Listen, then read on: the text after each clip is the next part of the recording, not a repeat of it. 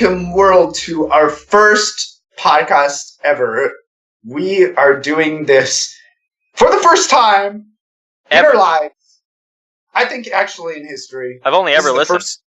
This is the first podcast I think that has ever happened. Ever. In history. You know? So, okay, I just want to talk about that real quick. How long ago did we record this? This is the first one ever. We recorded this back when the dinos were just like chilling. I mean, not in the Ice Age. No. When I mean chilling, I mean like, you know, the cool word that we use nowadays. Right. To mean like hang out, you know? Like when the dinosaurs were on the planet, that's when we were just chilling in our cave where we were using rock microphones that were invented by Neil Stonewall Jackson. Yeah, he also did fantastic paintings. You really got to go check him out. Yeah, but you know, like back then we were recording this shit. Well, this is getting meta because like I'm speaking in like past tense, but we're recording it now. Alright, we gotta stop. We gotta get back on focus. Okay, anyway. So this is our first podcast we called Across the Other Pond. So right now, I, Lazarus Diaz Richardson, is based in China. So I've been studying over here for about the last year and a half. Actually, I've been here for maybe close to 3 years now. Pretty close. And so I'm over here in China, and my co-host Cody Schlosser. That's me. Where are you, Cody? I am located in the United States of America. What part of the United States? What part of the great country of the greatest country in the entire world ever? You know, the central Midwest, Illinois. You know how it goes. I like to stay in the dead center so that nobody can say that I side with the East or the West Coast. Yeah, I went to school here with Laz. That's how we got to know each other. Close to 8 years ago now. Yeah, that makes me feel like an old ass person now. And I just work here and have hobbies, and Laz and I love to talk, so figured maybe people would like to listen. Yeah, I think a lot of people like to listen to podcasts about people that have hobbies. Just generally. Just like sometimes people just get on podcasts and say, I have a hobby. Let's talk about just having hobbies. You know, the greatest thing about having a hobby is that you can just sit down and do your hobby, you know? I really like to be general enough that everybody can relate to me, but also specific enough that not everybody can. Exactly. So specificity is a great thing. You know what you can do about specificity? You can sit down and specifically do one hobby, you know? In a specific amount of time that you specifically enjoy to imbibe in that one specific hobby, you know? But, you know, we're getting off track again. So today, what we're going to talk about, well, let's first talk about what we're going to talk about on this show. So why is this show called Across the Other Pond? That's first of all. So I'm based in China. Cody is based in America. And so, you know, in America and I think maybe in Britain too, we have this idea that we just kind of like jokingly call the Atlantic Ocean that's between America and Great Britain just a pond. So, you know, you say our friends across the pond. Well, there's another pond right across the other part of this shiny American continent or whatever. I wanted to make a reference to what's his name? That one political guy that wears the boot on his head. I forgot his name. Vermin Supreme. Yeah, like he's like, and we will have shiny teeth from shiny America, from shiny. I forgot what he said. It's been a long time since I watched him. Yeah, so there's another pond across the other way between America and China. So that's why we're called Across the Other Pond. And so what are we going to talk about on this show, Cody? We're going to talk about gamification today. Which but is... I mean, and then generally, what are we going to talk about? In general, what we're going to talk about is just educational stuff, topics that we find dear to our hearts that we like to talk about, and maybe stuff we can do research on and get to know with each other, and we can kind of discuss our different viewpoints that we have on stuff. Yeah, and then we're going to try to make it fun, but usually when people try to make things fun intentionally, it makes things kind of like a little weird. I feel like that's like the audio version of the Uncanny Valley, where it's kind of not really real talking. So I think our focus is just to talk like we normally would, because we definitely talk for hours whenever we get a chance. So. Yeah. But, like now that it's going to be heard by other people, well, maybe not this first podcast, it might, it might get the adrenaline glands going, and we might start,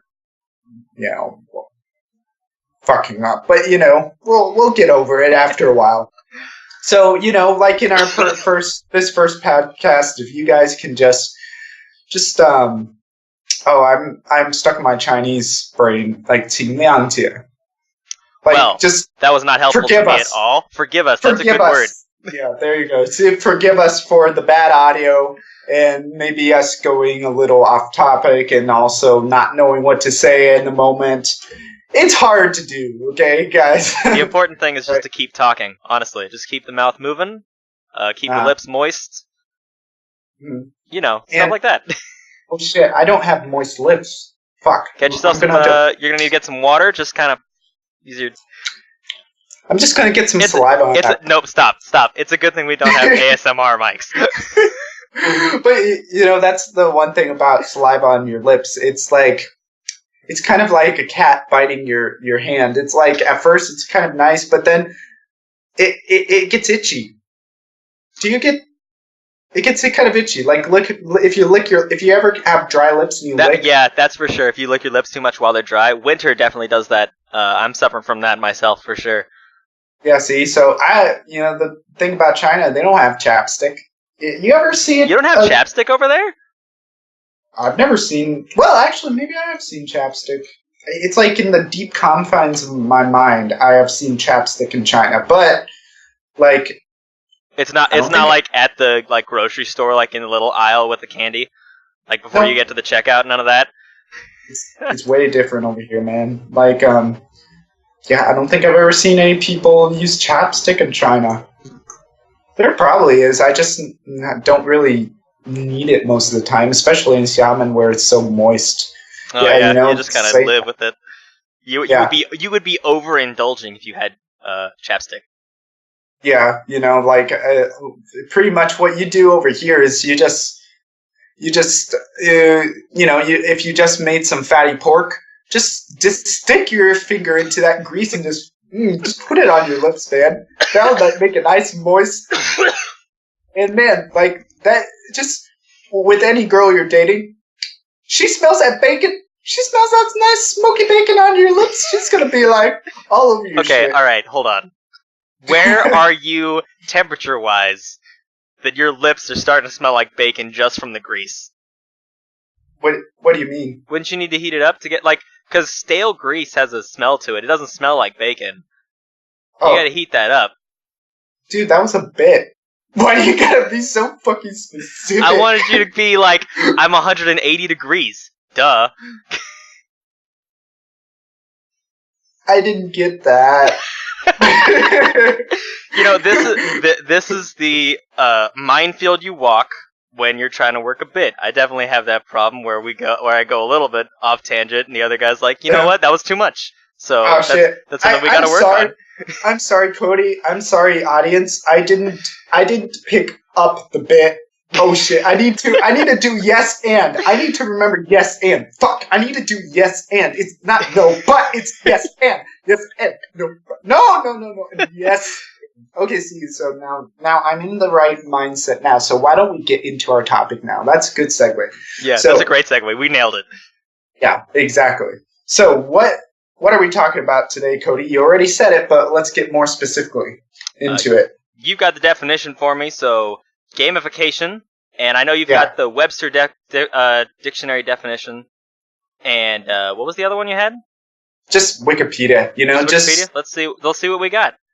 So, for Webster, this one I think is a little too, it's not general enough. It's too specific. So, I'll read it out and you tell me what you think. So, it says, the definition of gamification is the process of adding games or game-like elements to something, such as a task, so as to encourage participation. So I think that might be a little too... the part where it says... the first part is good, the process of adding games. Yeah, adding games and game-like stuff. That's super important. But the last part... See... as to encourage precipitation. See, when you're washing the dishes and you get points for every dish you wash, it's not that. What happens then is that you just will naturally rocket into the sky and your DNA will seep into the clouds and you will precipitate onto the earth. It depends on the weather at the time, the temperature. It might be a little colder, so there might be snow. You might be little snowflakes, like the fucking liberals. No. No. We're not a politically affiliated show, so if we make jokes like this, it's just because we fucking hate all of humanity. Yeah, that is definitely why. Please don't take any political opinions taken from this show as truth. They're definitely not. Yeah. Okay, yeah, but precipitation. Participation. See, this is what happens when you don't speak your mother tongue for a long time. But, so, I think that part is a little too far off, because I think with gamification, sometimes it doesn't necessarily need to encourage participation as much as just... Well, I don't know. I think it's more to build motivation, not, participation-wise, Yeah, but is that encompassed in the word participation? I'm not sure. Well, I would say no on that. I think participation is just going and doing something, and you can go participate in something once and you've done participation. I feel like if they had the word ongoing participation, I think that might be a better definition, at least in my opinion.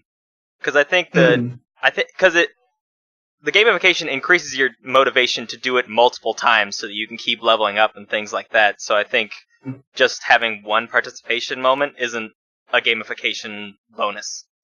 Well, maybe that's one problem with this definition, is that it doesn't encourage habitual participation. Yeah, that's a way better word, habitual. Because that's the goal, is to build a habit via gamification. Yeah, exactly. Building a habit out of it. And we'll talk about more of the pros and cons of that later with this talk. But here, let me read the Wikipedia definition. Now, this one's a little longer. Actually, I could just say the first sentence, but I think I want to say this whole paragraph here. So, with Wikipedia, it says, gamification is the application of game design elements and game principles in non-game contexts. Now, just the first sentence I already think is much more general, And then it goes on to say, gamification commonly employs game design elements to improve user engagement, organizational productivity, flow, learning, crowdsourcing, employee recruitment and evaluation, ease of use, not uselessness of systems, usefulness of systems, physical exercise, traffic violations, voter apathy, and more. A collection of research on gamification shows that a majority of studies on gamification find it has positive effects on individuals. However, individual and contextual differences exist. So I already like this one better, especially that first sentence that just says, the application of game design elements and game principles in non-game contexts. Yeah, I think this. Well, they also have a lot more room to make their definitions, so I'll give them a little bit in terms of Webster. They want those to be like less than a line, probably more likely. But I think if they took just that one line, I think that they would still have a better definition than what they have. Yeah, that's it. Oh, god damn it! I dropped my heater again, but it drops all the time. I'm like when I'm on the bed and you drop it like it's hot. Yeah. You know, like it is hot. So it's not like it's hot. I drop it because it's hot. Cody, don't fucking mess around with shit here. You're right. Our vocabulary needs to be very on point. We can't use generalizations like it's hot when it definitely is. You're absolutely correct. You're making a simile when it's just fact. When it's literally that hot. It's literally hot. And I dropped it on the floor, so do not make a reference to the Snoop Dogg. I think that was by Snoop Dogg, right? Yeah.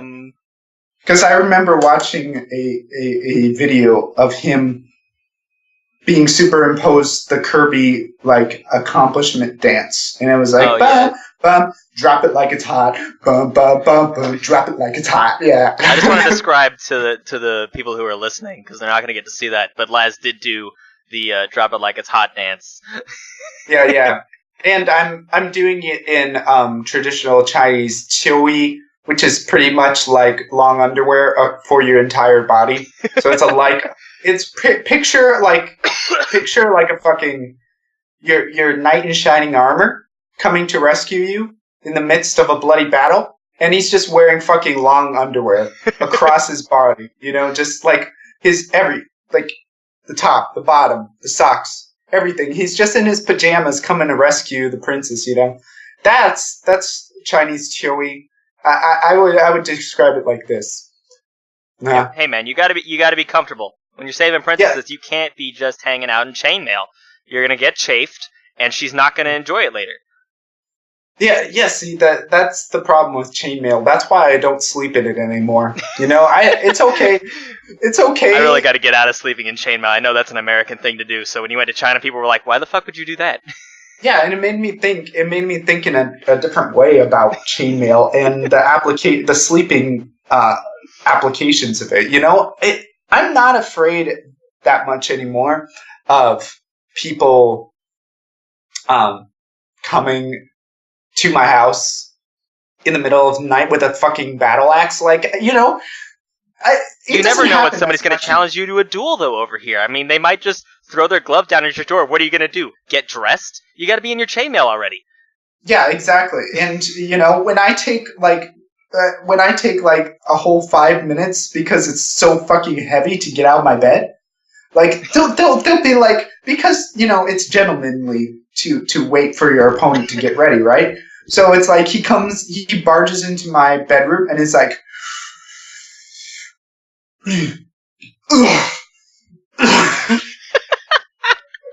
okay, alright, I'm gonna cut it here. We gotta get back on topic, because I think we're hitting like the 20-minute mark, and we haven't talked about any of the points yet. Okay.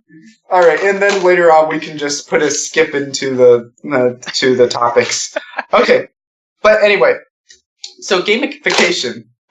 So we got those lovely definitions there. Now, what kind of points can we talk about here? So, well, actually, let's first talk about this thing called the Skinner box experiment. Oh yeah, really important to the idea behind game design.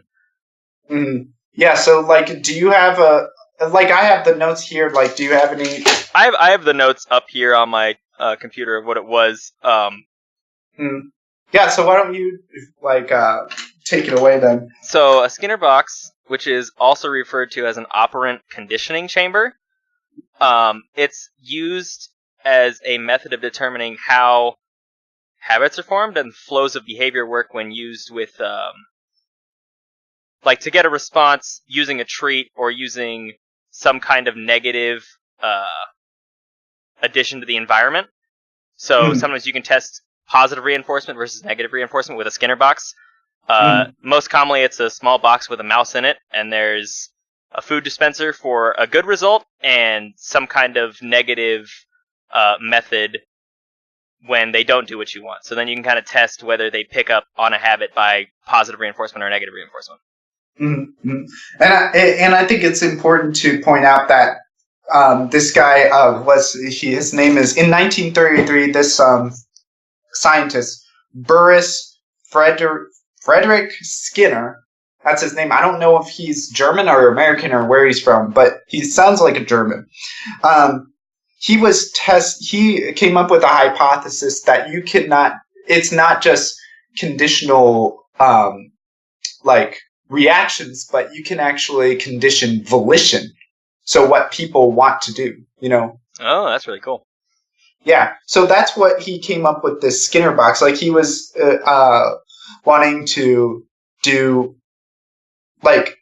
through reward, to condition people's, or not just people, but any intelligent animals' behavior, And the other thing is that he actually found out that actually, if you keep doing the same thing over and over again, they actually get bored. It doesn't matter if it's people or rats or whatever. Like, if it's the same thing over and over again, they get bored of it. They don't find it as compelling. But what he did was he started, for instance, in the Skinner box, there'll be a light that comes on. And when that light comes on, it means there's food that gets dispensed, right? And so what he did at first is every time the light came on, the food would dispense. So the rat knew, okay, I'll go over to the food dispenser and eat some food. But then he found out, the rat got kind of bored with that. But then what made the rat do it even more was if the light came on at random intervals. And then, meaning when the light came on, sometimes the food wouldn't dispense. Oh, so it kept him invested. He wanted to see why food wasn't always there. Yeah, it's I guess it adds some element of mystery or something. I'm not really sure, but there's another research that I've heard.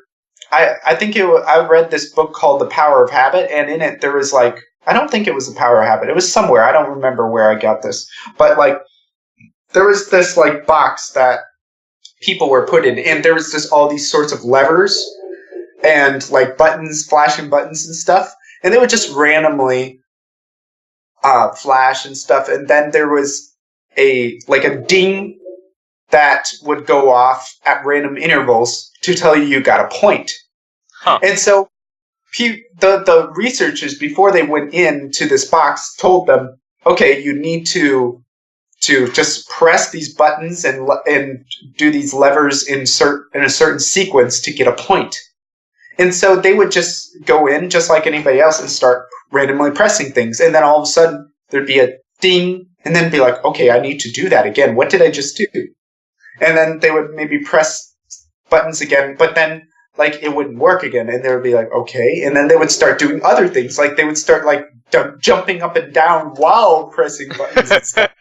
And then it would randomly ding again. And then people, every time they got done with the experiment, everyone was super confident that they figured it out, but they all had different methods. Huh. Yeah. So that's also, I think, part of the Skinner box is that this thing about random intervals with reward, that, because if you think about it, if you think about addiction or getting something sweet or something, for instance, if you do something if you're a little kid and you get good grades, and then every time you get a good grade, your mom gets you a pack of Pokemon cards or something, just like my parents did when I was a kid. Classic. What they would do, what if one day they didn't give you those Pokemon cards, then all of a sudden you get angry, right? It's okay, I did what you wanted me. Yeah. Yeah. Now, what like with a kid, what they've done now is that you aren't going to get it every time now, so it becomes less enticing to do the act than before when you were guaranteed to get it. Yeah, well, I mean, like, I think it makes a lot of people angry, you know? Because, like, it's like, okay, I did what you wanted. It's kind of like if you're doing your job and then, like, you want to get paid, and then at the end of your month, your boss is like, well, I just didn't feel like doing it. I didn't feel like giving you your paycheck. I would be livid. Yeah, exactly. You know, you would be foaming at the mouth, and you would be picking up bricks, and picking up glass, and picking up Lyle, and throwing it at fucking children, you know? Like, and the Lyle would get into their eyes, and they would burn, and then they would see the center of the universe through another dimension. See, that's what Lyle does if you put it in your eyes. But don't try this at home, kids. Only, like, level 43 wizards can do this. But, like... Yeah, that's the only way to unlock the mystical powers of Lyle. You gotta do a whole ritual, get it set up, and then put it in your eyes. So if you don't know the ritual, don't do it. Yeah. You got to sacrifice your middle testicle to Cthulhu.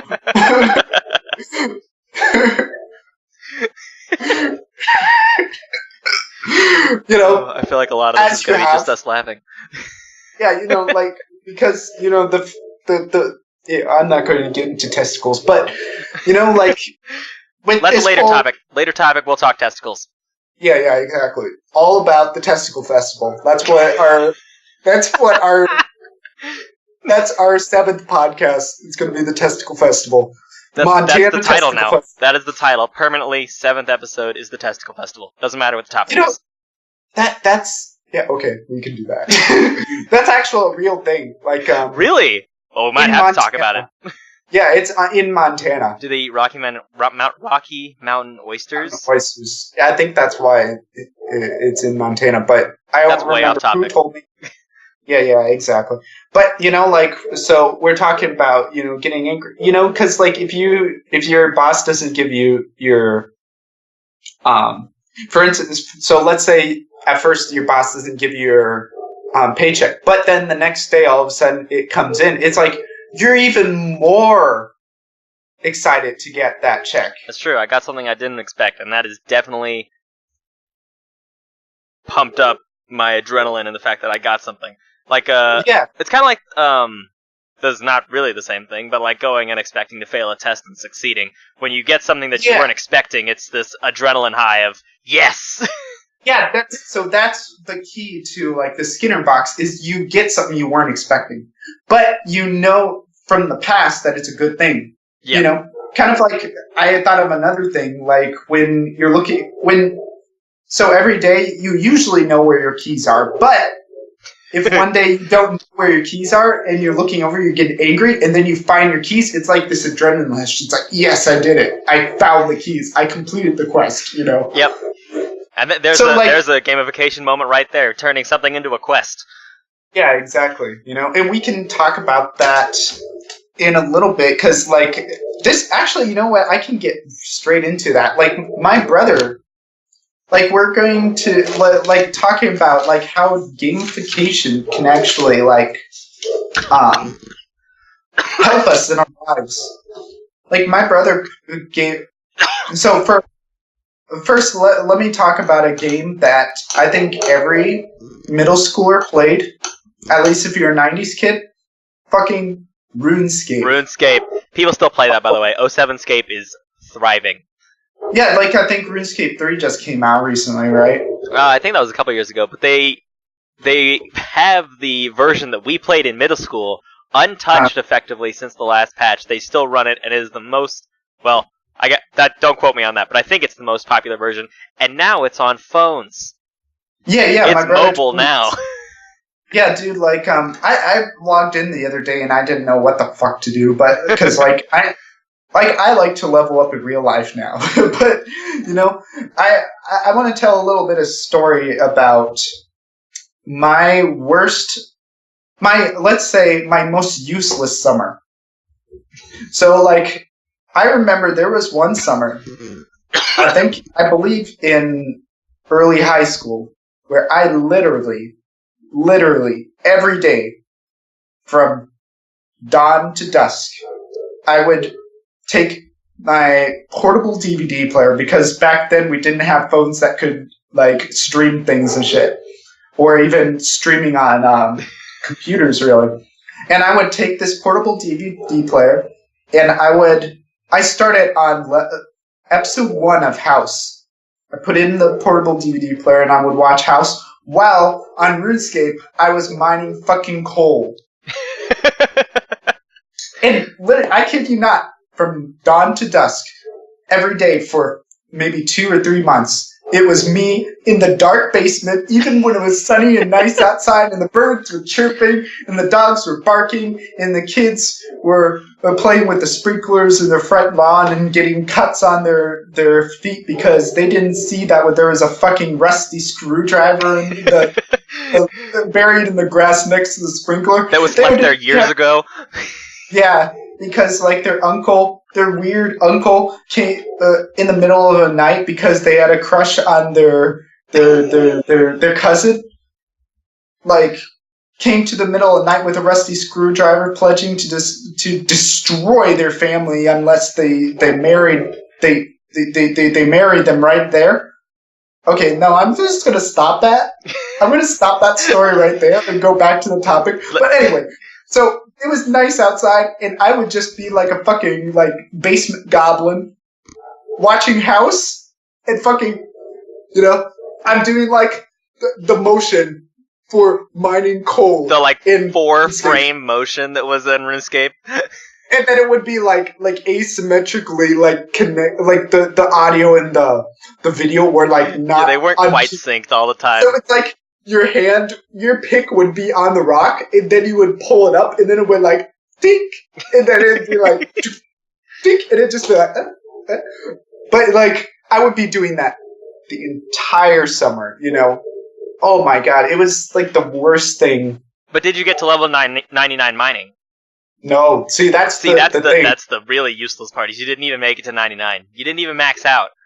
Well, see, it's fucking hard, man. I know, like, the level cap is insane. Yeah, if you want to level up in RuneScape, you need to dedicate like your entire life. Like I've listened to Zizima on, everyone knows Zizima on RuneScape, right? The #1 back in the day. I remember that guy. I remember that name. Oh my god. Yeah, and if you go on YouTube, you can actually listen to interviews with Zizima.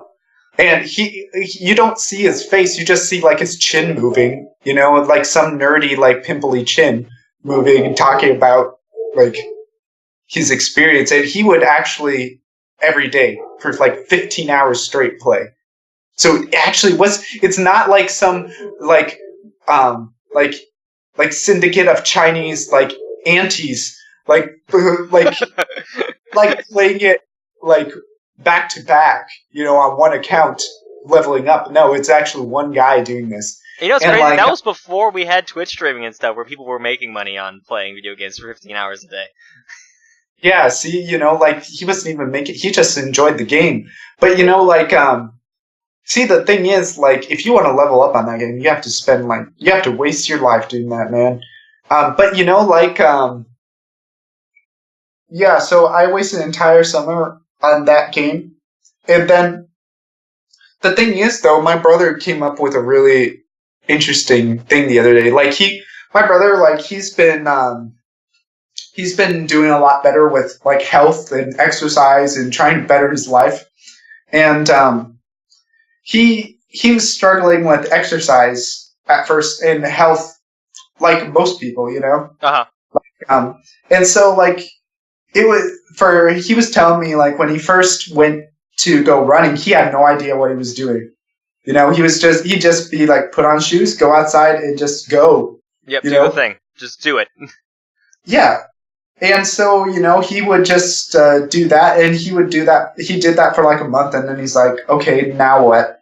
And so he decided to work on other stuff, like start looking up like how to make healthy food. And so like then he did that for a few months while he was still doing running, and then after a while he's like, okay, well, I got this down. Well, why don't I do try weightlifting or something else, Mm-hmm. And so, like this, it's kind of like in RuneScape where if you want to be able to do a quest or unlock new skills or do other skills better, you need to go work on other skills. It's like if you want to get good at cooking, then you might want to also work on fishing. Yeah, get those lobsters. Yeah, and then you would be able to make more money to work on other skills like fletching, which if you want to do it fast, you just buy a whole bunch of magic logs or something to keep making magic bows and whatnot.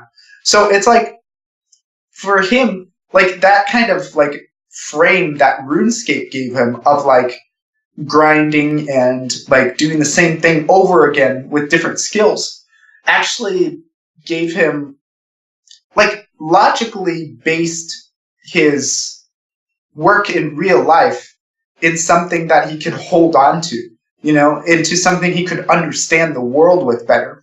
So like, so you see, like, I think now that I look back on that summer, I actually see it in a better light that I actually learned at that point how to grind, because not just in games you have to grind, you also have to grind in real life. Yeah, you can't just go to the gym once and do a bunch of sit-ups and see a six-pack. It doesn't work that way. Yeah. Exactly. And see, like in RuneScape, you can also see every time that you do something to get a little XP, it's very obvious, For instance, if you're mining, you get a piece of coal, and then you actually see the level in the screen the experience bar go up.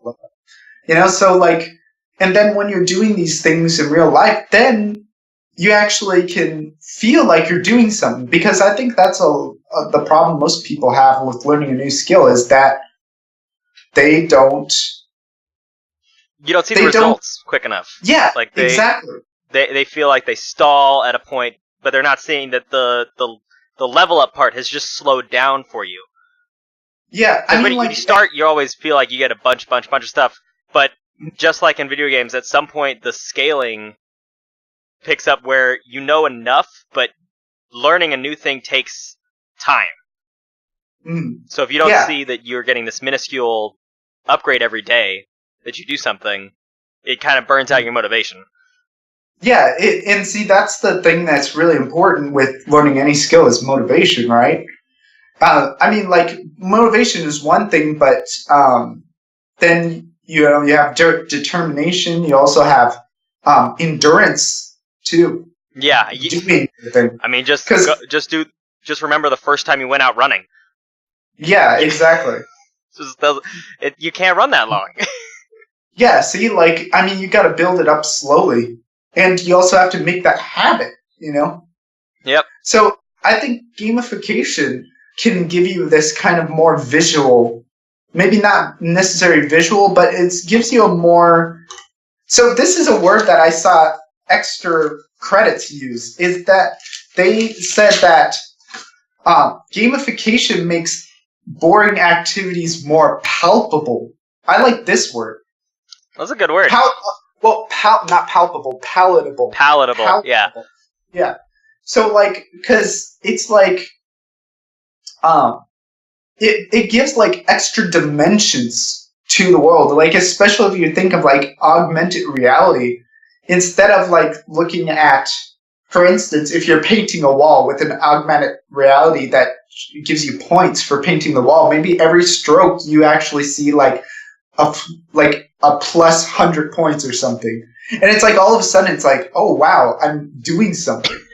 It's actually accumulating something. Yep. But if you're seeing in the real world, it's like a lot of times you just see the empty wall and a lot of work to do. Or this one always drives me nuts when I have to do any kind of cardio or anything. You're on the treadmill and all you see is the time that you are putting into it right now.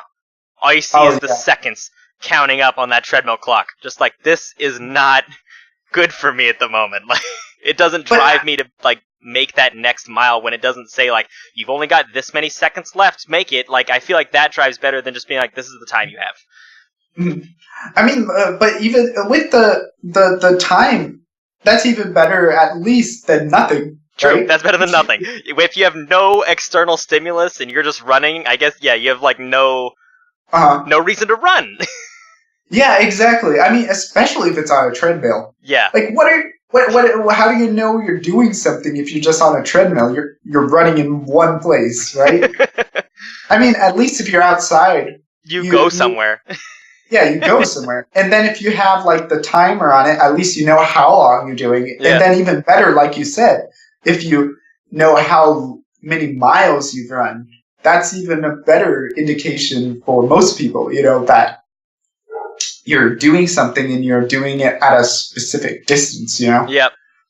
And even speed too. You know, all these little things, just on a treadmill with those little things, that's already gamification to me. It's like... Absolutely. You can continue, sorry. No, you go. Okay. It's just adding external stimulus to an otherwise less than stellar activity.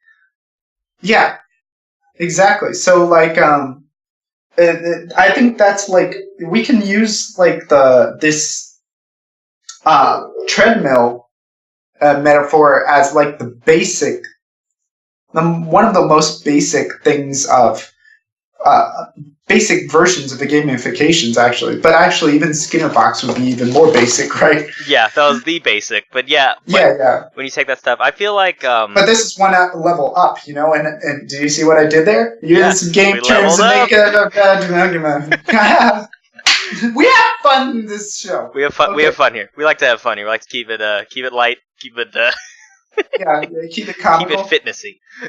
Yeah, you know, we like to laugh. We enjoy, like, a consecutive, like, random interval of the word ha. Sometimes we say he. Sometimes we hear ho. But we don't say ho ho ho because that's for Santa. That is for Santa. Yeah, exactly. Okay, I feel... Christmas is fucking over. Okay, yeah, go. Okay, I feel like this fitness one is a really good thing. Go into... Because we were talking treadmill, let's take that up another notch. Have you heard of the application that came out back in 2012, Zombies Run? Oh no, but I think I've heard a bit of it. Yeah, so it's pretty old now, but the idea was that it's kind of like a running podcast almost, in that you put your headphones in and it tells a story to you as you're running effectively, and then it drives you by every once in a while. Zombies will be on your tail, so you need to run faster so you can get away from the zombies. Or sometimes you gotta slow down so that you can hear what they're saying and get to a certain point. So the goal is, in every session, you're getting to another location in the story. And it tells you a full story in, like, a season of episodes. So I think that's another step up from the treadmill idea of, like, you giving a reason to your distance or your time, whereas this is an external reason for you to keep running. Oh, dude, it just kind of takes your mind off of running itself, and I'm running for a reason. That's awesome. Oh my god, I want to kiss those people. Yeah, like, made by some British company, and I think they've won awards for how well the story is for pushing you to do stuff, so... I want to French kiss their amygdalas for that, you know?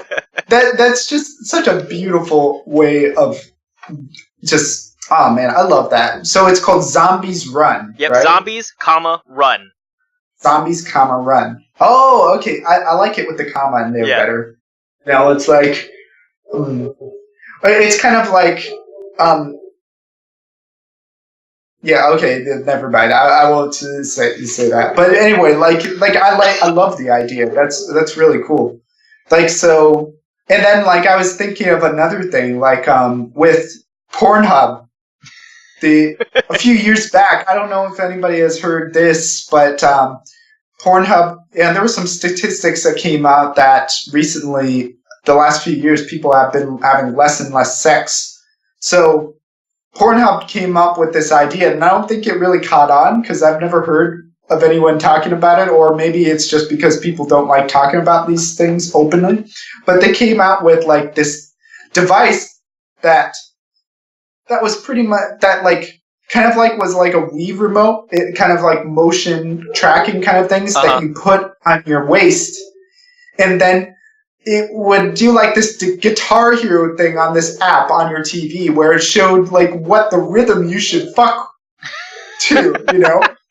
And so every time you got it you fucked in sync with the app, then you would get like points, you know? And so like, I don't know, I can't see that actually catching on, because like, I don't feel bringing like it would too many mechanics into the bedroom, I think, is the main stopping point there. Yeah, but see, like, that's that's already showing like what gamification has a potential for, you know? Like, for instance, you come up with a statistic that says, oh, okay, like, in our society right now, people aren't being incentivized to do these things. So we need to come up with a way to incentivize, like, people to do things more, you know, do something more. So I think that's another thing. I mean, goes back to the basics of gamification, is how to incentivize a certain behavior, you know? And actually, like, let's go back, and I have a point here that I didn't talk about with the Skinner box experiment, is that there was 2 different types of conditioners for Skinner. He said there was primary conditioners. Okay. And then there was... So these primary conditioners are the physical / biological needs. So, for instance, food, water, sex, sleep, these kind of things. These are all your biological needs. But they all get to a saturation point, right? Okay, yeah. So you can eat sweets, but you get to a certain point where you're like, I don't want to eat sweets anymore, because like it's too sweet. Or, you know, just even going back a level is like eating. You're hungry, you eat, and then you're not hungry anymore. It's a saturation point. Or a satiation point. Yeah. A satiation point. The saturation point is when you hate yourself because you're eating. Yeah, exactly. And that's how you become like a fucking Michelin man, you know? But hey, he rates some great restaurants. If you get a 3-star Michelin restaurant, that guy knows what to eat. Oh yeah, dude. Like, have you? There's actually a 3-star Michelin restaurant in Singapore that's only like $2 for a meal. Really? Yeah, it's like it's the cheapest 3-star Michelin restaurant in the world. Apparently, I really want to go there. Yeah, and it's run by a Chinese man. So that's really cool. You know, when I get over there, I can speak to him. I think he speaks Cantonese, so yeah, I can speak Cantonese now. So I'll stop. Maybe he can give me an extra chicken head or something for speaking Cantonese. But anyway, so like going back onto the topic, so there's like I said, the primary conditioners that reach a satiation point, but then there's the secondary conditioners which don't reach a satiation point. So things like money, you get more money, and you want more, but there's no satiation point usually. Theoretically, there's not a physical satiation point, right? Right, it would just be mental. Yeah, exactly. So these secondary conditioners all exist in the mental realm. And so then there's money, there's like social praise and stuff. These kind of things. Uh-huh. Right? And even like just things like points and stuff. These are all secondary conditioners. So this is how things like games and like addictions can actually take hold of our lives, is that there won't be a satiation point with that, you know? Yeah, I would definitely, like, in terms of games, I would relate that to the current craze of having loot boxes and everything. When you can just throw $100 and open 50 boxes, I don't know what's going to be in these. I can't wait to open them, and you don't get what you want. You just throw another $100 at it. Like, it's definitely that there's no satiation point for that. I've been in that situation where I've just opened loot box after loot box after loot box, just wanting one thing, and I never get it, so I just keep opening it. And even when I get it, I'm like, well, now I want something else. Yeah, and that's kind of like the whole... Did you hear about the thing with Logan Paul and Rice Gun recently, where they were like advertising this mystery box website that was pretty much just gambling? I did not hear about that, but it doesn't surprise me. Like it was like you would pay like $150 to be able to open a box that you might be able to get like an iPhone or something. You know, and the then mystery box could be anything. And then see, yeah, it could even be. Wait, what was that? It from could even SpongeBob? be a boat. Family Guy. Oh, Family Guy, or it could, yeah. I was thinking about SpongeBob though, like what's in the mystery box? Like there was just like the string. Piece of string. Yeah. Opening a secret. Okay, we're not gonna do voices. Yeah, I was thinking about that today. Like, we could do voices on this podcast, but every time I try to do a different voice, it comes out the same.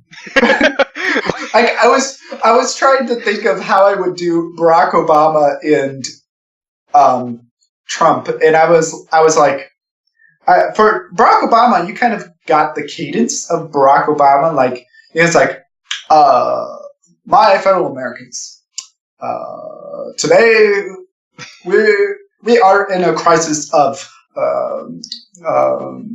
marital coitus, and today Pornhub has come up with a fantastic product. I recommend everyone use it. It's called the Boing and Go. And what you do, you strap on this wonderful device onto your happy stick, and you can just boing, boing, boing all day long.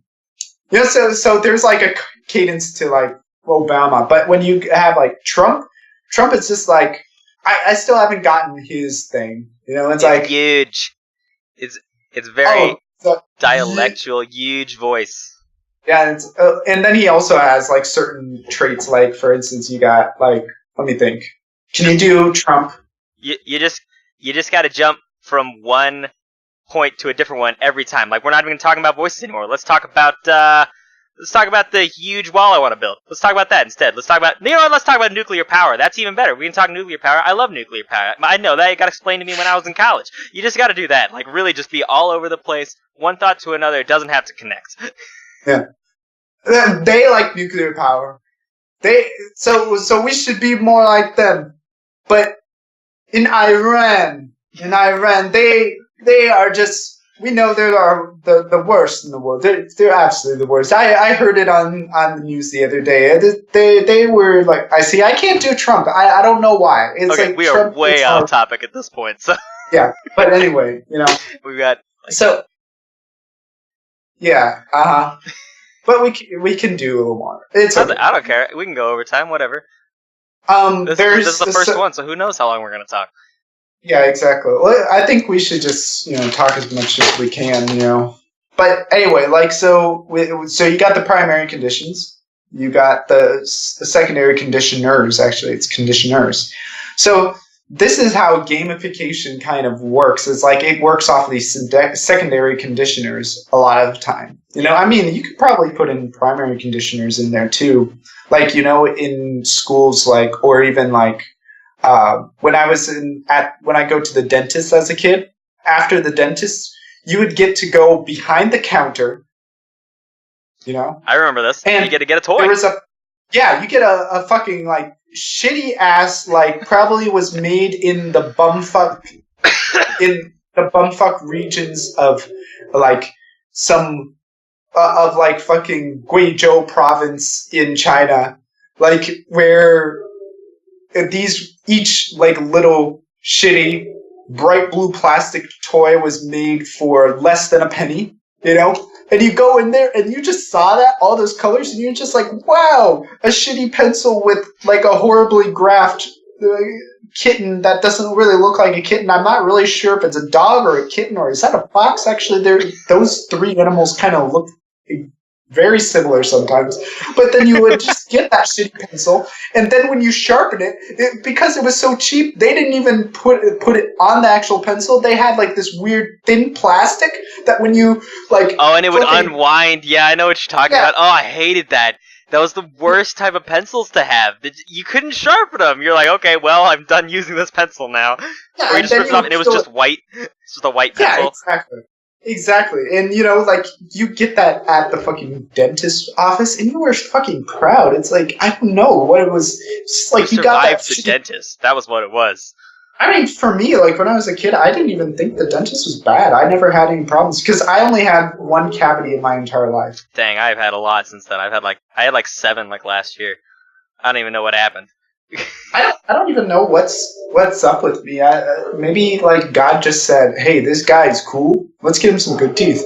You know? I have no idea. Teeth are 100% genetics. They'll tell you can totally affect it. It's 100% genetics.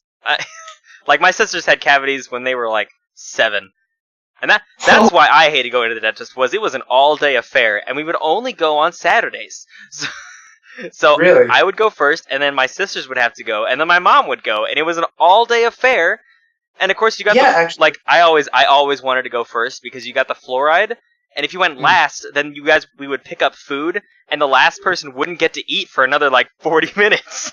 Oh, yeah, I remember that, too. But I also remember that we would wait until, like, that 30 minutes, and then my parents would fucking take us to Steak and Shake to get... Oh, man, I love these. I don't think they have them anymore, but they used to have this shape called the lime freeze, and I absolutely love that. Lime freeze. And I think they got rid of it, and I was just abhorred. I was like, I can't get my fucking, like, shamrock green smoothie at fucking, like... Mickey D's. You know, like, I can't get that shit. Well, actually, I remember the only time... Actually, I think we were living together that time was when I got the shamrock smoothie and, like, the fucking quarter pounder one night. I had both of those things. I went on a run. I came back, and I was throwing up profusely, like alien greed for, like, an hour straight. Your body totally rejected that night. It was not... Yeah. Okay, everyone, don't eat, don't drink an extra large shamrock smoothie and eat a quarter pounder right before you go on a run. You'll be throwing up all sorts of glamorous colors. I think the lesson to take from that is when you're gonna have heavy food like that, for the rest of the evening, you're just living a sedentary lifestyle. Like, that's it. You just become a rock for the evening. Yeah, I mean, like, or kind of like what you used to do when we were in college. You would just there was a lot of McDonald's in my room. There was at least, well, not just that. There was at least 2 times where you were after a night of drinking. I think Skittles vodka was the worst. That was the worst. That was the worst evening. You actually, I remember so far. I don't know. My bachelor party was pretty bad. I didn't even talk. We haven't even talked about that. We'll have to talk about that.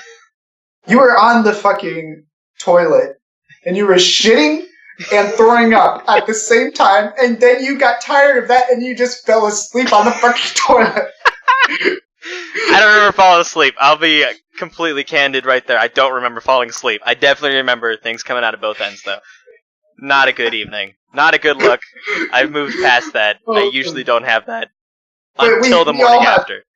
We all have those evenings, man. It's cool. Like I feel like it is better when it is self-inflicted, because being sick and having those is honestly worst feeling to me. Yeah, it feels like the fucking wrath of God. Yeah, you know, just coursing through you, and it's like, why is the center of my body not allowed to have anything in it? Why does it have to be the upper or lower end?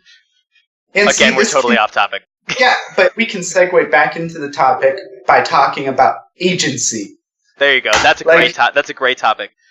See, because you were just talking about, like, when you make a mistake that you did yourself, it's not as bad as when something in the world happens to you. You know? Yeah, absolutely. Because at least when you choose to do something bad, you have agency over it. Like, you know, okay, I did this. It wasn't me. Like, I actually heard once that that's the difference between, like, optimistics and pessimists. It's like, if you're sitting down someplace and then you get up and you accidentally knock over some glass and it shatters on the floor, you can say one of 2 things in your mind.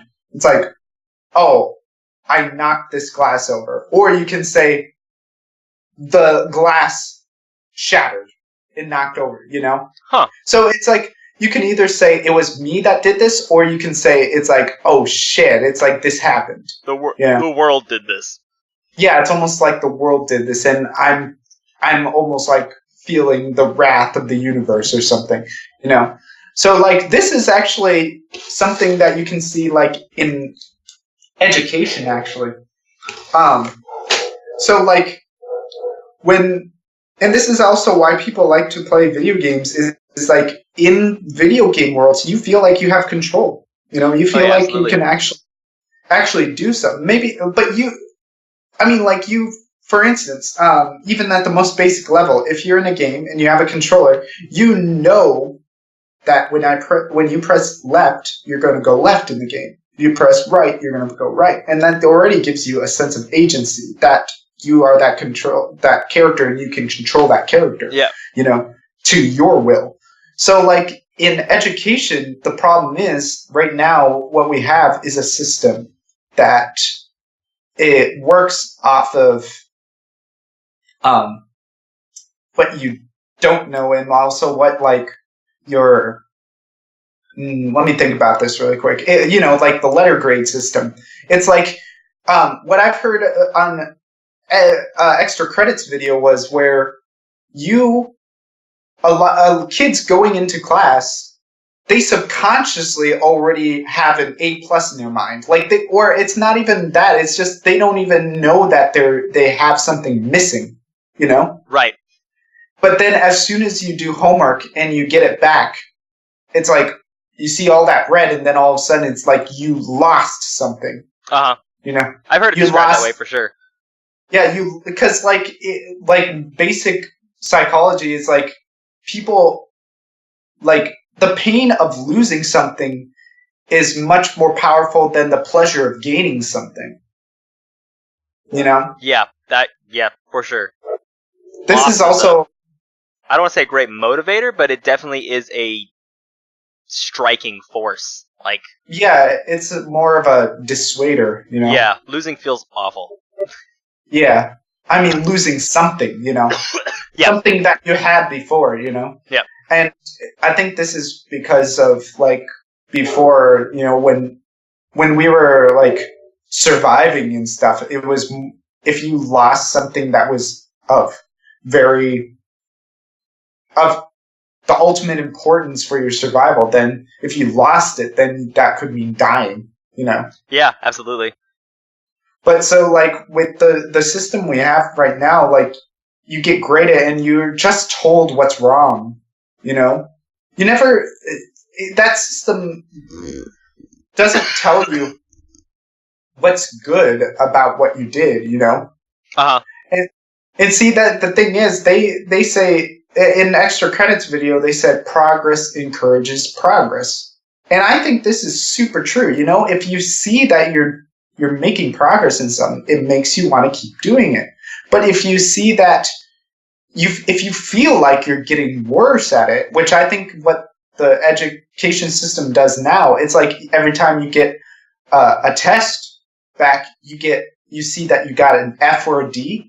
You know, you just feel like you're getting worse and worse, especially if you start off at A and then you get a B and then you get a C and you get a D, you know? You just feel worse and worse. But the thing is, maybe it's just not your strong points. But through the education, you actually did learn something, you know?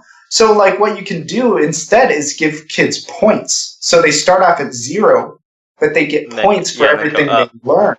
Yeah. So what do you think about that?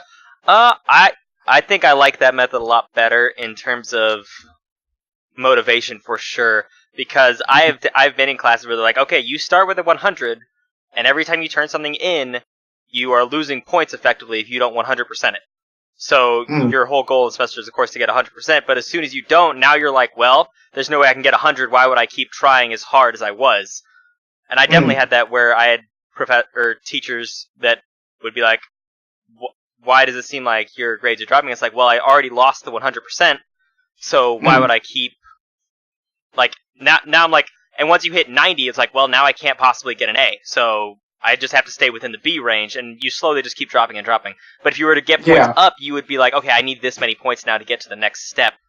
So yeah, or, like, if we're talking about it in gamification, to the next level. Yeah, to the next level of grade, yeah. Yeah.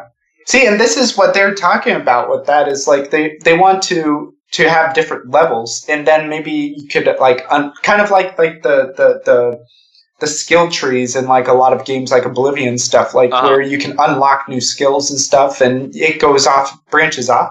Like what they were saying is that they could have like both group achievements as well as individual achievements. And so, for instance, maybe we're going to be focusing on science. Okay, so when we were growing up, we just had science class, right? We would just learn a whole bunch of different types of science. But see, then maybe different kids have different interests in science. So maybe one kid is interested in chemistry. One kid is interested in biology. One kid is interested, and you can even go further down the rabbit hole. Like, what type of biology? Maybe anatomy. Maybe maybe someone wants to become an ichthyologist. A fish doctor. That's pretty much what that is. I really like that word, ichthyologist.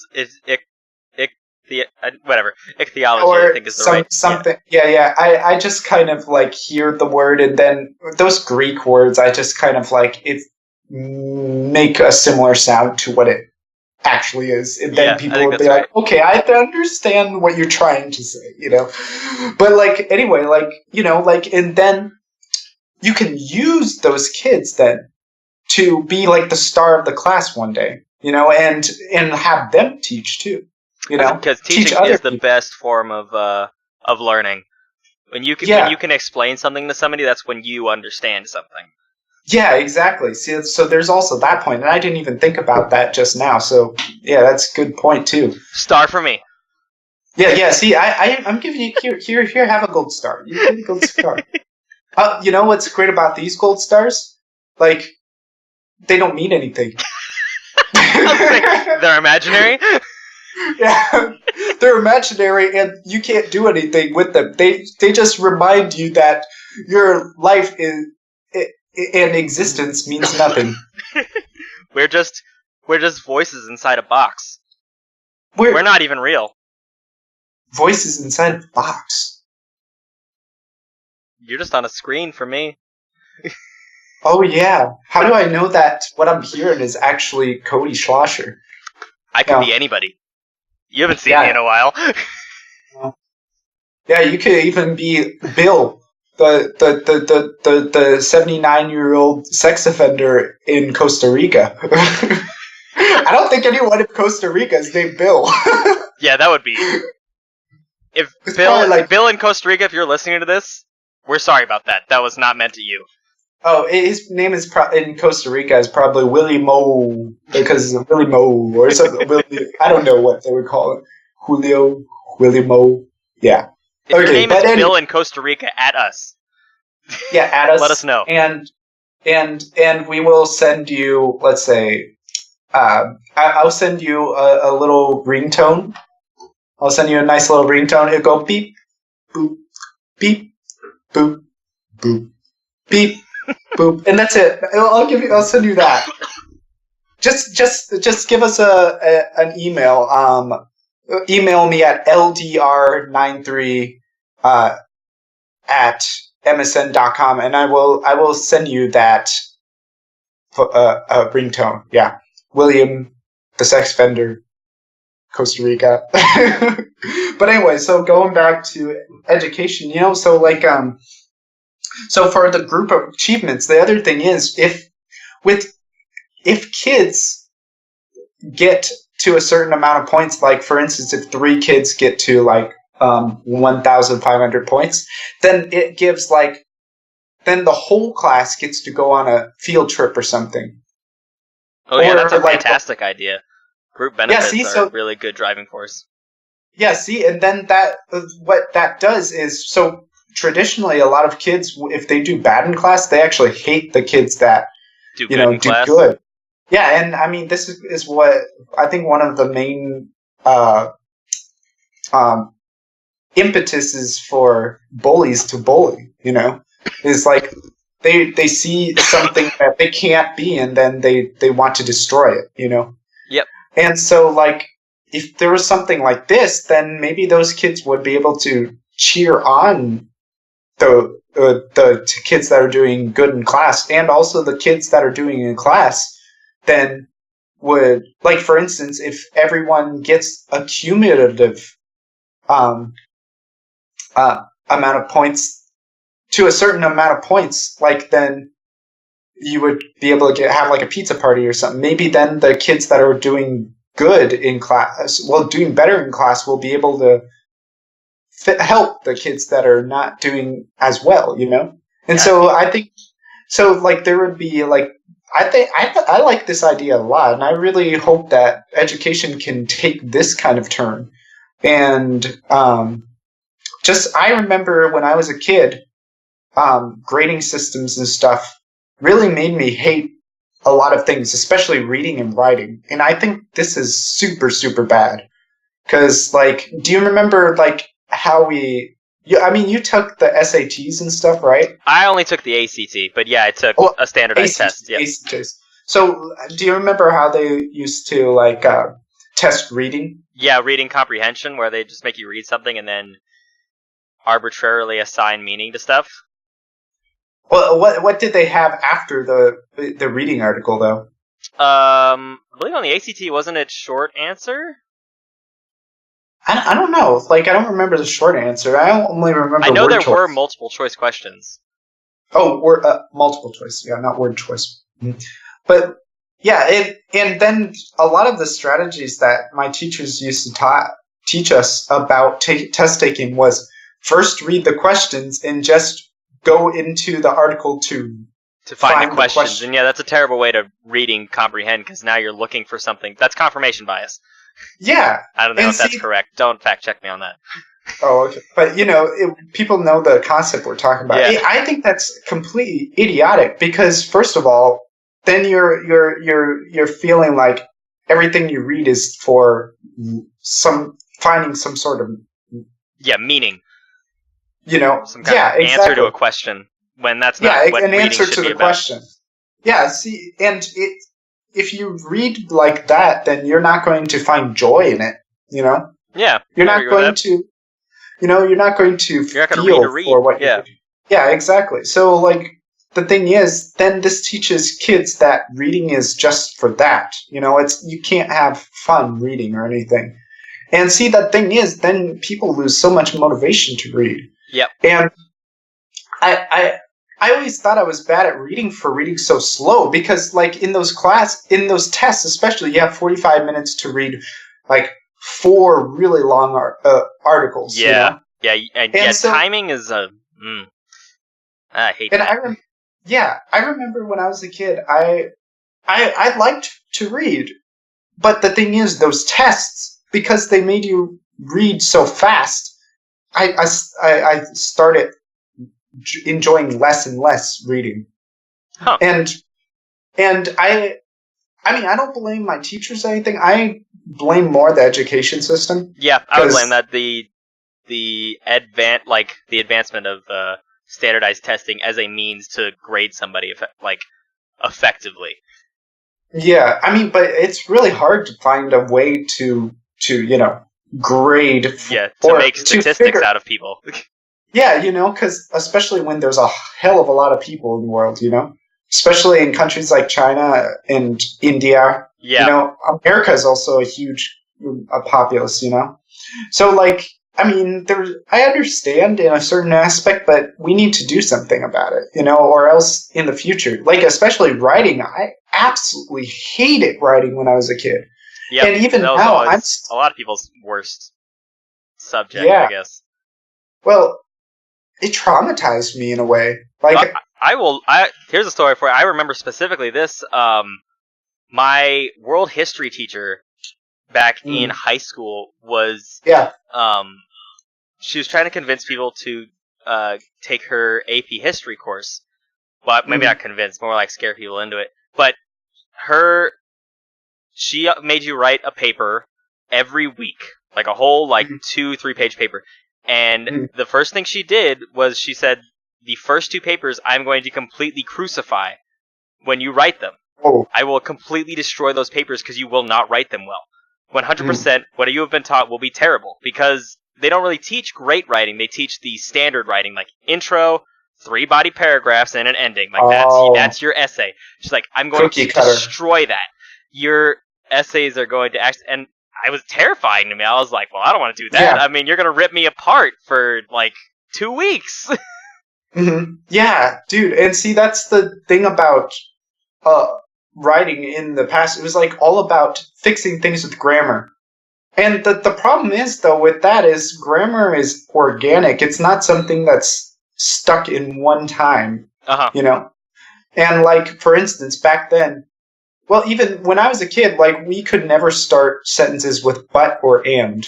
Yes, I remember that. I remember that changing in high school for me, really. People started being like, and is fine. Yeah. Right now, it's fine. And I still have, like, that kind of shadow, like, that I can't do that, you know? And I still try very hard not to do that.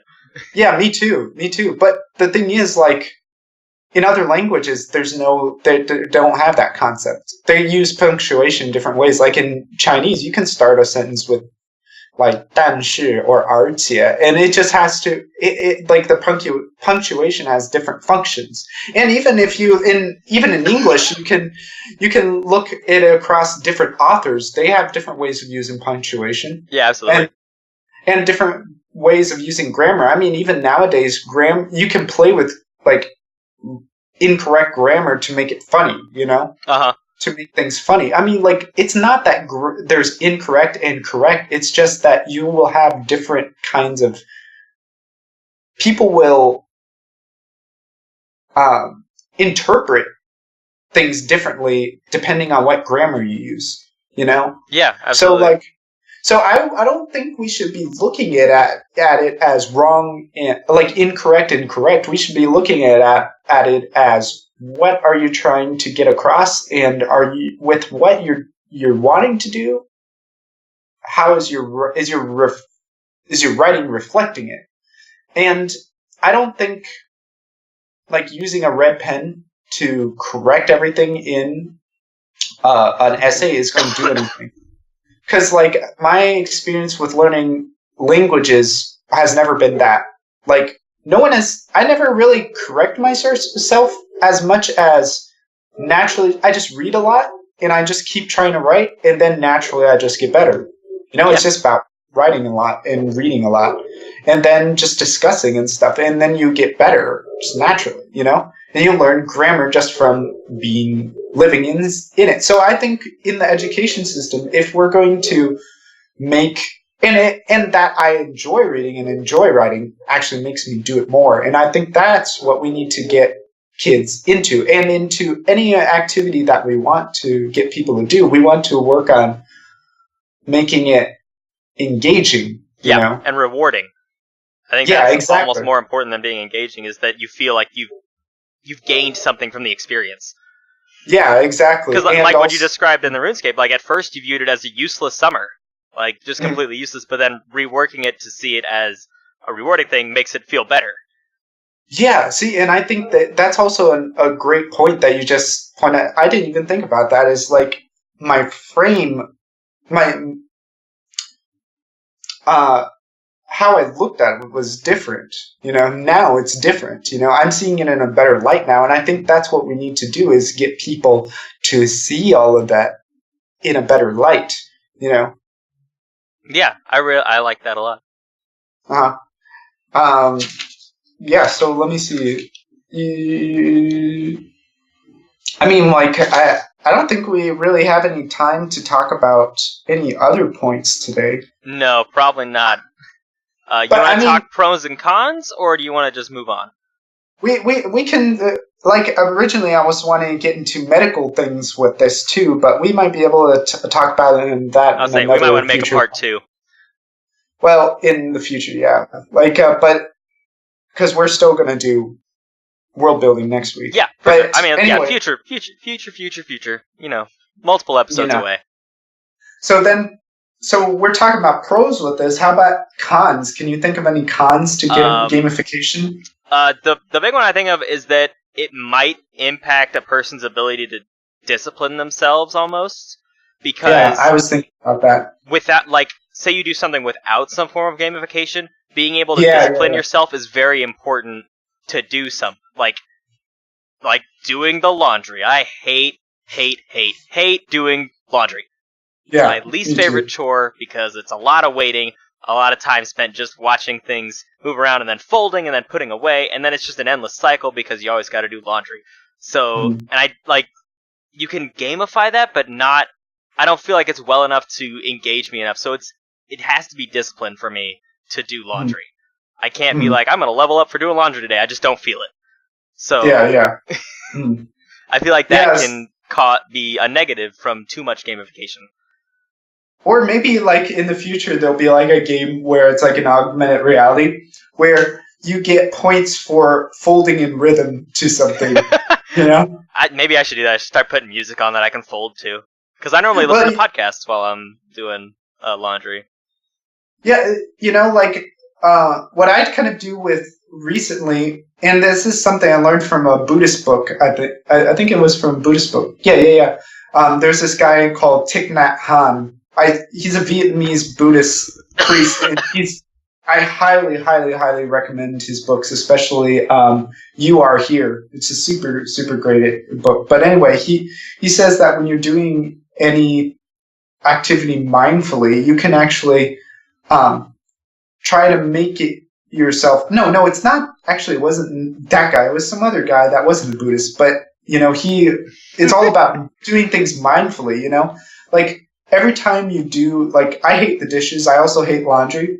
Every time you do it a little better, you know? No. Like, for instance, now when I look at that giant pile of dishes, now I think, okay, I'm going to do the round dishes first.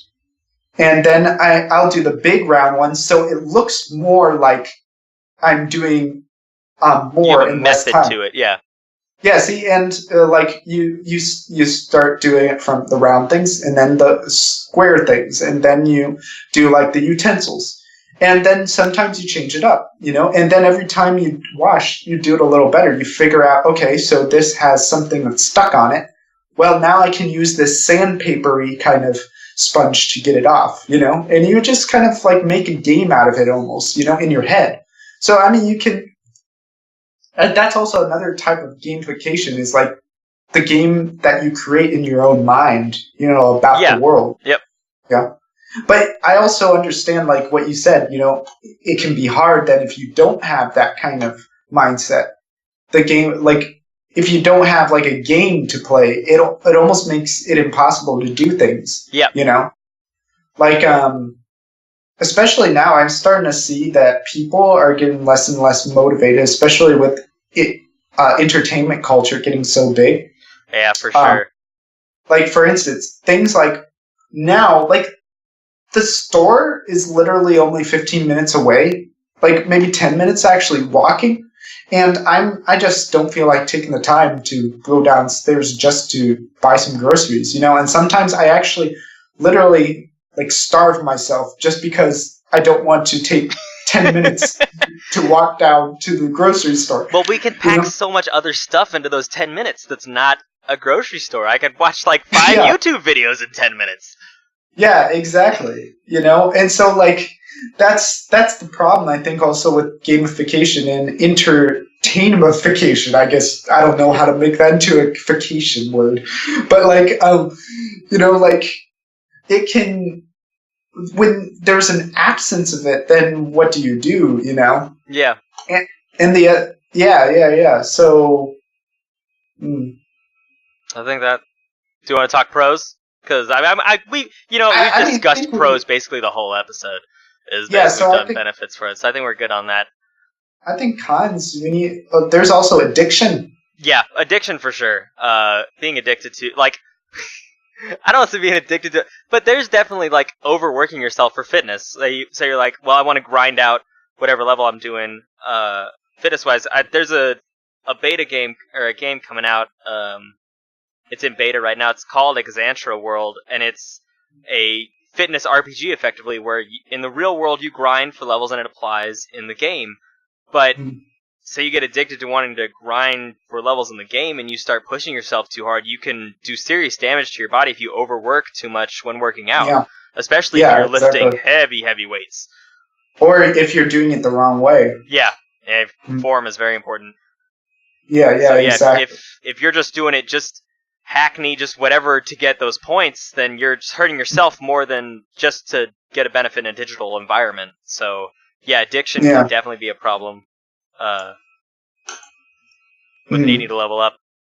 Yeah, and then the other thing is like just getting addicted to games in general. That's a huge problem in China, in America now. Like people playing like LOL and like all these like League of Legends for those unknown.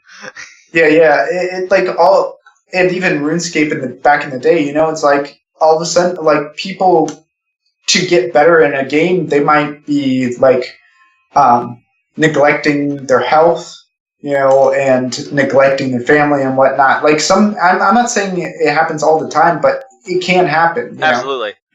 People do get like so addicted to games where they just don't want to be in the real world anymore. And this is actually what a lot of parents in China and America are very scared of with gaming, is that they think that their kids are going to get addicted to these games and then not want to do anything in real life. But that's not necessarily true. I mean, like for me, when I was a kid, I played a lot of video games, but I always could come back into reality, and there's certain type of games that I think are good. I'm not actually really sure for me myself if esports is a good thing, because like I'm a little skeptical. I know like I'm on a different side of the spectrum than you. I know like you're more for the esports. Yeah, I love esports. It definitely has its flaws though, in that the stars of esports are younger kids, like 18 right out of high school. It's very easy to manipulate a high schooler, like somebody who's right out of high school, who hasn't experienced much of the world yet. All you had is your parents taking care of you and stuff. It's very easy to not get what you're worth. Like, it's very easy for a manager to be like, well, here's your cut, and then they take a large percentage and be manipulated. We've come quite a long way, at least like, I'm not a huge supporter of everything Riot Games does, but Riot Games esports development is they're like, players need to be paid this much for what they do. They're almost unionized effectively. So they've come in and been like, this is what you get paid for participating in a season. Now there's a whole lot of other stuff that's gone on that has caused a lot of strife in that environment. But yeah, and it needs to be like, there's a reason there's players unions in every other sport effectively, is that players are very easy to manipulate. Just come straight out of high school, you don't know what you're doing, or even like, I'm just cycling through points at this point, so I'm gonna stop doing that. But yeah, I'm for it, but definitely there needs to be restrictions. But yeah, there definitely is. I'd say the positive to like parents shouldn't be afraid of their kids' game, is that it does build a camaraderie between people who play those games. Oh yeah, like I would go to school and be like, "Did you play Legend of Zelda this week?" Or like, "Are we gonna hop on together and play?" Like, talking about games is a great thing for children to do, because games do provide like mental acuity effectively, and hand stuff and stuff like that, and it builds camaraderie. But if you devote yourself too much to a game, it definitely takes away, because if you're gonna talk about the game literally nonstop, like nobody's gonna want to talk to you all the time. Yeah. I mean, like, there's the social values to games there, and then there's also, it can go to the extreme and become antisocial too. Entirely, where you're like, I only play this game and I don't want to talk to anybody else, and this is all I do. See, and that's what kind of like pushes me away from the idea of esports, because it just seems like people in esports realms are very disconnected to the world, and like they would just. I mean, you see most of them are just like really skinny, like 20-somethings or something, Yeah. And it just like, I don't know, it just doesn't seem like they're really doing anything necessarily. Like, I don't know. Yeah, you could like, throw away years of your life on that. I mean, if you don't, in your off time of the game, build a skill or anything, like, at some point you're not going to be able to play. That's another problem with sports people as well, is if they throw their money away as soon as your body gives out on you, what are you going to do? Like, without like holding on to money, there's nothing you can do anymore. Like, go work a regular job. I actually think I see. Well, actually, esports to me, I think actually means less than actual athletics, like physical athletics, because like to me, like with esports, you're not actually. It all exists in the realm of secondary conditioners, like we talked about before. It's all imaginary stuff you're gaining. You know, but with like athletics, it's still like a type of game. It's kind of meaningless in a sense, but in another sense, you're actually pushing yourself, like to be, like pushing your body to be better. But what are you pushing yourself to do in a game? You're just pushing yourself to get better at the imaginary like structure that has been created for you, and it just. But actually, you know, in another sense, you can say that it's a mental construction. Yeah, that's what I was gonna jump in there and say. It's more of a mental acuity game, because there's definitely people who are better at video game because they think about things that are happening. There's a reason that League of Legends has so many tiers, and the top tier will consistently beat out the lower tiers because they understand the game better. And, you know, actually, it does have real-world application, because just kind of like Chinese generals, they would make their... They play Go, yeah. Yeah, they play Go to be able... And if you're... In Chinese, they call it Wei Qi. Wei Qi, which literally means like surrounding chess, kind of like chess. Qi can be translated as like chess, but like... and if you ever played Go, that's exactly what you do in the game. You surround each other's pieces, right? Yeah. And so, like, they would make all their generals learn that game, because you would learn strategy from that. Yep. You know, so actually, maybe esports isn't that bad, actually. Like, I think what it comes down to is it's up to the individual to apply that mental ability to something outside of just that game. Oh, yeah. Because if you don't apply it, you've done nothing. Yeah, but at the same time, you also become like some sort of idol, kind of like right now with what's it called, the one game that Fortnite. You know, the big idol is Ninja. Yeah. Everyone's talking about Ninja now, and then there's also other guys for other games and stuff, which I don't. But the only one that I've heard recently is Ninja, because he was on H3, and a lot of other, you know, YouTube Rewind. This year. I'm not even going to get into that. Yeah, but you know, like with esports, like I don't know, like I'm on the fence with it. I don't know if I really, and now that I've talked it through with you, like I'm starting to see it in a better light, you know, putting in a more positive mindset, but at the same time, like I feel like it can come down to like that one horrible summer that I had. It's like, okay, is this going to help me in life, or am I going to just be the basement troll for the rest of my life, you know? Yeah. So I think it really comes down to that. It's like, are we going to be able to bring this, is a transferable kind of skill? Is it going to transfer into other things in our life, you know? So I think we need to kind of build this kind of thing like RuneScape does, you know, where like to do a quest, you have to interweave all of the knowledge that you have, you know? Yeah, so I think this is not just with like gaming and stuff, but in any skill. Like we can't just keep working on the same thing, because it's kind of like trying to knock down the wall by only hitting one point. You know, sometimes, yeah, it's good to concentrate on a few different points, but if you just do one, you might not be able to knock down the wall as quickly as if you hit multiple different places, you know? Yep, nothing works in isolation. Yeah. So I think it really comes down to that with gamification, you know? Yeah, I would agree with that. I think that's where we can kind of end. Is there anything you want to like plug at the end of this very first episode? Oh yeah, like I want to just say, like for a lot of the knowledge we accumulated for this episode, we watched extra credits. Yeah. You know, oh man, their videos are so great. They have all sorts of stuff. They have history. They have specific like history stories in history. Like I watched the episodes they were having recently on Sun Yat-sen, like the Chinese what would you call him? He's like a revolutionary that he's just an amazing guy. Like, check out their videos on that. They also do the history of sci-fi. They do all sorts of stuff on game design. So they are a great channel. Check out. Yep. Then what other kind of stuff would you like to plug? Would you like to plug in something else? Zombies Run, definitely a great fitness app. Yeah. It seems really cool.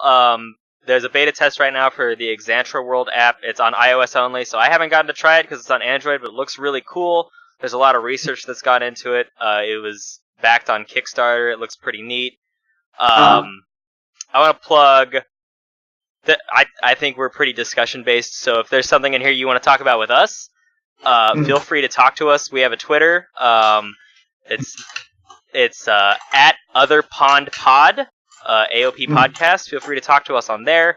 I think we might be posting this on Reddit. If we make a subreddit, talk to us there, or if somebody wants to talk to subreddit. Wherever you found this podcast, if you liked it, please rate it.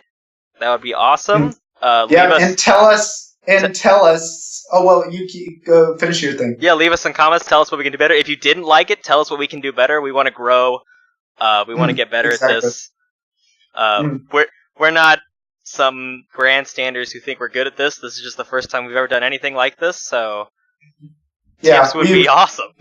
Yeah, totally welcome all of that stuff. And then also, if whatever we did good, we can also try to emphasize more in the future episodes, So this is just a whole growing thing with both me and Cody, and then also hopefully with our audience. We would love to interact with our audience, in the future.